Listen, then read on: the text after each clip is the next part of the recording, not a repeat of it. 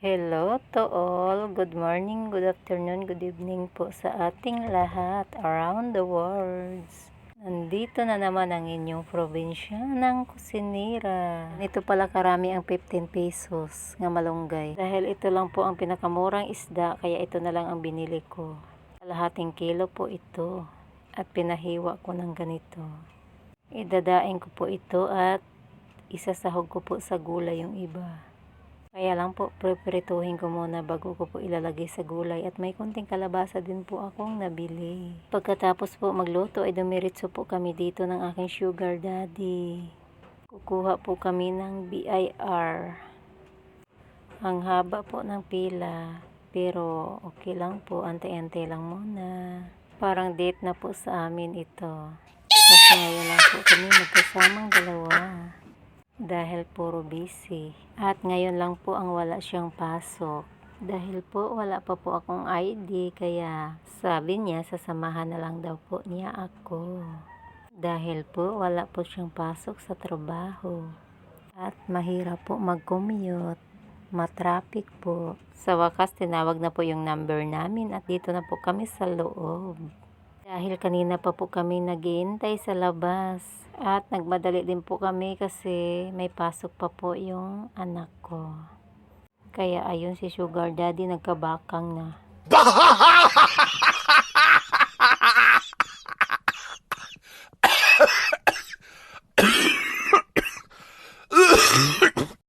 Pagdating namin sa kabahay, di po ako nakaluto ng ulam, kaya yung tira-tira na lang po ang kinain po namin.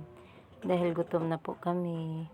Tamang-tama, mayroon pa kaming ulam kanina. Ito po yun guys, lumpiang Shanghai at saka gulay na adobong sitaw. Nabili po namin ito sa labas. At dahil po gusto kong magkape at hindi po ako nagkakape kanina, kaya parang almusal ko na din to. At nandito na naman po ako sa aming pasyalan ni BBGR. Wala kami ibang pasyalan kundi ito.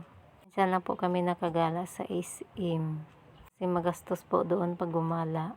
Hindi ka pala pwede makagala doon pag wala kang pera. Kaya kontento na po ako dito. Parang nakikita ko na ang province pag oras nga mapadaan po ako dito sa lugar na ito. Bukod kasi sa nagagandahang puno, mahangin pa po dito at presko. Kaya habang nagsundo ako ni BBGR, dumaan po kami dito kasi gusto ni BBGR ang magduyan-duyan. Sa bahay kasi namin walang ganito. Tuwang-tuwa po siya. Tuwang-tuwa po siya habang nagduyan-duyan. Presko kasi ang hangin. Pasensyahan nyo na pala ang boses ko guys. Ganito talaga ang boses ko. Dati po, hindi po ako mahilig magpa-voice over. Ang gusto ko lang ipopost ay mga TikTok ni BBGR kasi remembrance po habang bata pa siya. Para pag lumaki siya tumanda, mayroon siyang makikita ng kabataan pa po niya. Ito pala ang tinitinda dito sa court namin. Kaya dito na lang din ako nabili ng aming ulam kasi di po ako nakaloto. Ito calamaris po. Ito ang dami. Pero ayaw ko pong bibilhan ang anak ko ng mga ganito. Kaya ang binibili ko lang dito ay lumpiang togi. Halo-halo po yung mga paninda nila dito. At pagdating ko po sa bahay, habang nagre-relax po ako, tinatahi ko po yung unan po namin. Kasi natastas na po yung tahi. Ito yung mga unan namin guys. Mga damit po ito nga sira-sira. Dahil hindi pa po ako nakabili ng cotton nga unan, yung malambot na unan. Kaya ito lang muna ang unan namin sa ngayon. Mayroon kasi kaming dati mga cotton na unan, kaya lang po yung unan po namin dahil matagal na po, kaya lumubog po, lumiit po yung mga cotton. Nag-iiba na po yung mga amoy, kaya tinatapon ko na po. Kaya ang ginawa kong unan, ito na lang mga sira-sira na may mga damit nga hindi na po masusuot. Pwede na po yun. Kaysa walang unan. Pwede na pagtiyagaan. At pagkatapos ko naman magtahi, magtutupi na naman po ako dito ng aking nilabahan kahapon. Ngayon lang po natuyo. Nanggal ko na po sa sampayan para magamit ko po yung mga hangir. Kaya maya-maya po maglalaban na naman ako. Araw-araw po kasi ako naglalaba guys. Ayaw ko kasi na matambakan sa mga nalalabahin. Labahan. Sinsya na po kayo, bulol talaga ako. Kasi pag hindi lang po ako makalaban ng isang araw, naku, kinabukasan, ang dami na pong labahan. Pag nakita ko kasi yon, tinatamad tuloy ako maglaba. Kinamay ko lang kasi ang mga labahin, kinukusot. May washing machine naman kami, yung nilagay ko lang po sa washing machine, yung mga bedsheet or malalaking mga labahan, mga kagaya ng mga pantalon. Yun pong winawashing ko.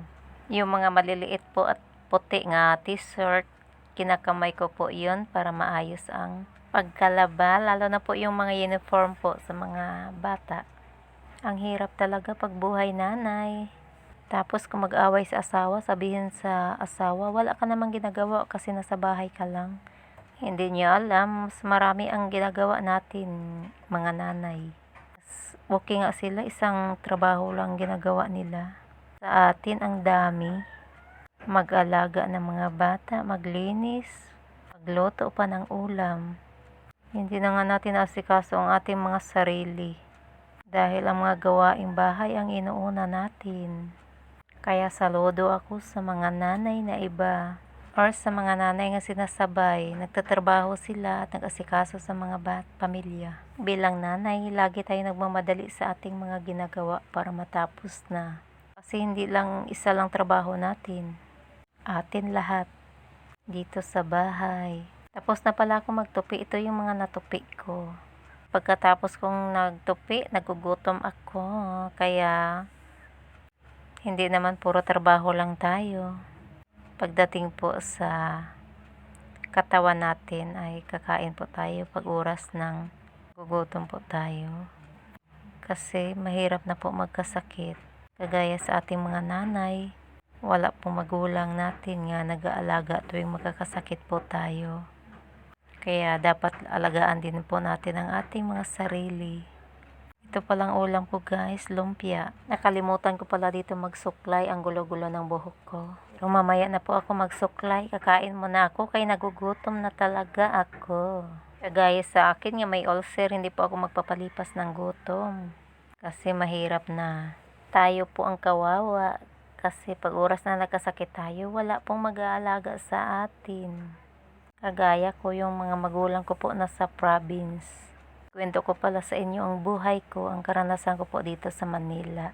Mahirap talaga pag wala kang nanay or magulang dito. Pag oras nga magkasakit ka or mga anak, kasi bilang babae, mga anak po tayo.